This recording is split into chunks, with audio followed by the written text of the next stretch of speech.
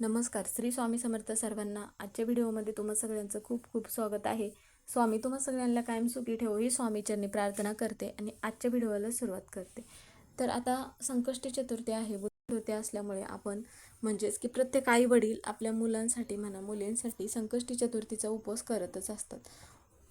उपवास करण्याबरोबरच आपण काही सेवा पण करणे तेवढेच महत्त्वाचे आहे. कारण की आपण जरी उपवास केला आणि आपल्याकडून जर सेवा घडल्या नसतील तर मग त्याचं फळ आपल्याला मिळत नाही. त्यामुळे मग आता तुमचा एखादा मुलगा आहे अभ्यासामध्ये खूप प्रयत्न करतो पण पाहिजे तशी मार्क मिळत नसतील किंवा मग नोकरीसाठी प्रयत्न करतोय पाहिजे तशी नोकरी मिळत नसेल, ज्या पण काय असतील मुलांसाठी ज्या अडचणी असतील किंवा काही मुलांमध्ये दोष असेल तर या सगळ्यांसाठी तुम्ही जे उपाय सांगणार आहे तर त्यापैकी तुम्ही एखादा उपाय जरी केला तरीही चालेल.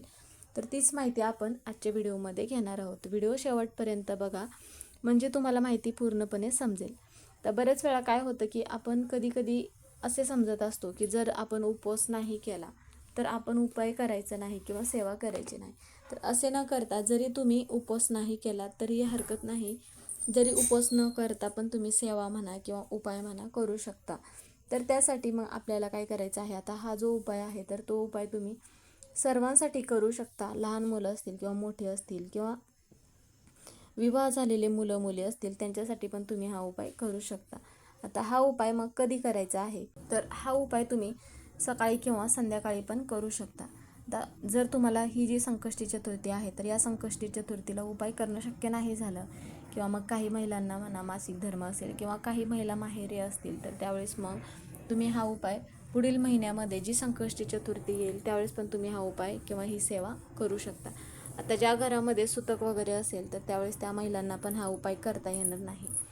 तर आता मुलांचे दोष असतील किंवा मग काही मुलांना नजरबाधा असेल किंवा नजरबाधा दूर होण्यासाठी पण तुम्ही हा उपाय करायचा आहे. मुला मुलींची विवाह जुळून येत नसतील किंवा नोकरीसाठी प्रयत्न करत आहे, ज्या पण काय असेल तर त्या कोणत्याही इच्छेसाठी तुम्ही हा उपाय करू शकता. त्यासाठी एक दिवा लावायचा आहे आपल्याला आणि एक प्लेट घ्यायचा आहे. त्यामध्ये आपल्याला थोडेसे अखंड तांदूळ घ्यायचे आहेत. आता सगळ्यात महत्त्वाची गोष्ट म्हणजे आपल्याला अगोदर काय करायचं आहे, तर प्रत्येकाच्या घरामध्ये गणपती बाप्पाची मूर्ती तर असतेच. आता ती मूर्ती अगोदर तामणामध्ये घ्यायचं आहे. मूर्तीवरती अभिषेक घालायचा आहे. अभिषेक घातल्यानंतर गणपती बाप्पांना ज्या वस्तू प्रिय आहेत त्या वस्तू मग अर्पण करायचं आहे. आता त्यामध्ये लाल जास्वंदाचं फूल म्हणा, 21 दुर्वांची जुडी, मोदक किंवा मग तुम्ही गुळ खोबऱ्याचा नैवेद्य पण दाखवू शकता.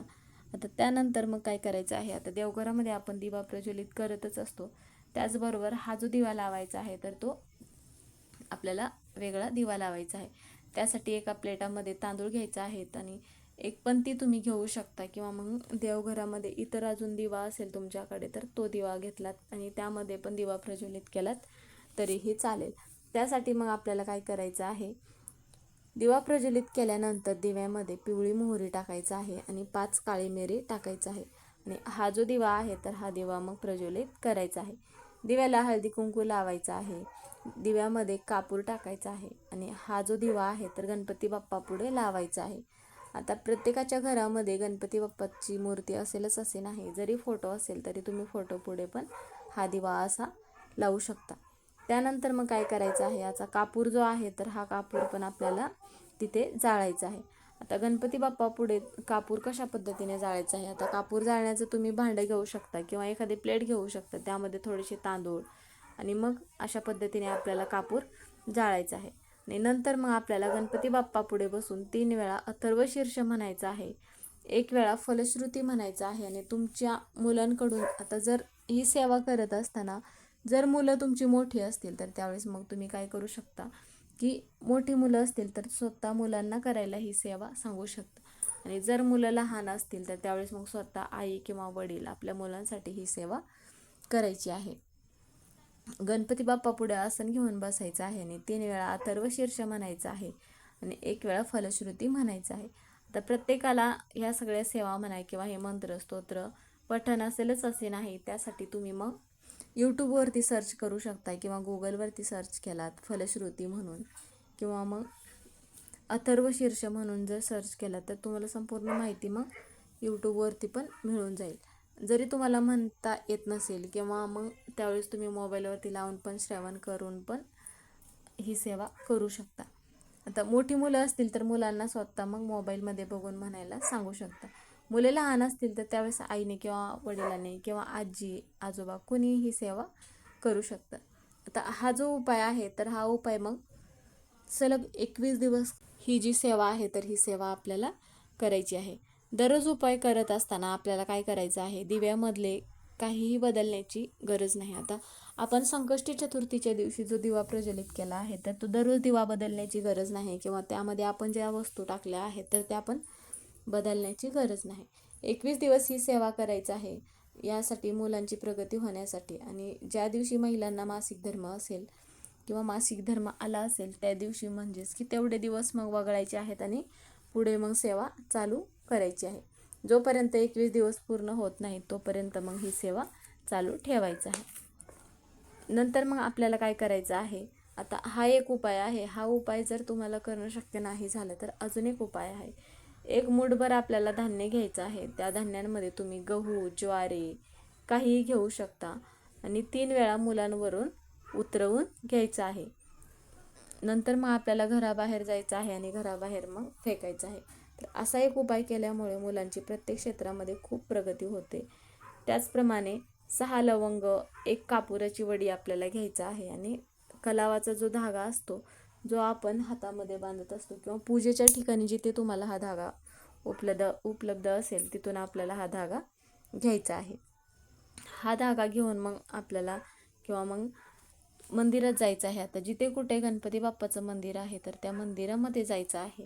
6 लवंग, 1 कापुराची वडी आणि कलावाचा धागा आणि मंदिरामध्ये गेल्यानंतर गणपती बाप्पांना या सगळ्या ज्या वस्तू आहेत तर या सगळ्या वस्तू अर्पण करायचं आहे आणि नंतर मग आपल्याला तिथून 3 वेळा अथर्व शीर्ष पठण करायला सांगितलं जातं आणि नंतर 1 वेळा फलश्रुती मग म्हणायची आहे. आता बऱ्याच वेळा काय होतं की अथर्व शीर्ष म्हणा किंवा फलश्रुती प्रत्येकाला पाठ असेलच नाही. त्यामुळे तुम्ही मोबाईलवरती बघून पण श्रवण करू शकता किंवा मोबाईलवरती पठण म्हणजेच की मोबाईलवरती जरी पठण करणं शक्य नाही झालं तरी तुम्ही व्हिडिओ चालू ठेवून पण मंत्र म्हणू शकता.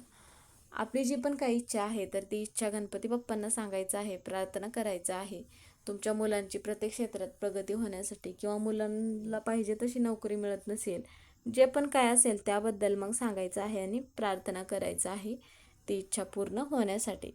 नंतर मग आपल्याला काय करायचं आहे, तो जो धागा आहे तर तो धागा घेऊन आपल्याला मुलांच्या हातामध्ये बांधायचा आहे किंवा मग शाळेची बॅग असेल तर त्या शाळेच्या बॅगमध्ये पण तुम्ही हा धागा ठेवायला देऊ शकता किंवा मग महिलांनी पर्समध्ये जरी हा धागा ठेवला तरीही चालेल किंवा तुमचा जो व्यवसाय आहे तर तिथे व्यवसायामध्ये पण एखाद्याची नजर लागू नये किंवा आपल्या घराची प्रगती व्हावी म्हणून मग अशा पद्धतीचा हा धागा जो आहे तर तो ठेवायचा आहे. तर कशा पद्धतीने हा उपाय करायचा आहे, कोणत्या सेवा करायच्या आहेत, आता हे तुम्हाला समजलंच असेल. तर व्हिडिओ इथेच संपला. व्हिडिओ कसा वाटला कमेंट करून नक्की सांगा. कमेंटमध्ये गणपती बाप्पा मोरया हे लिहायला विसरू नका. व्हिडिओ पूर्ण बघितल्याबद्दल धन्यवाद. व्हिडिओ